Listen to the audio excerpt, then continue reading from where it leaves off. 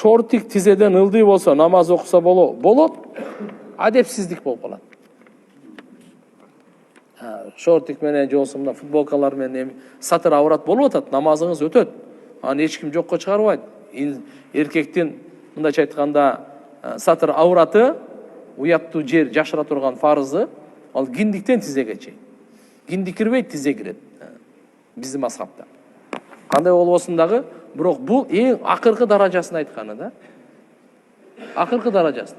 Бунун мааниси ошону мисалы футболканы чечип коюп майкачан, же болсо шортикчан окуй берсин деген эмес эми.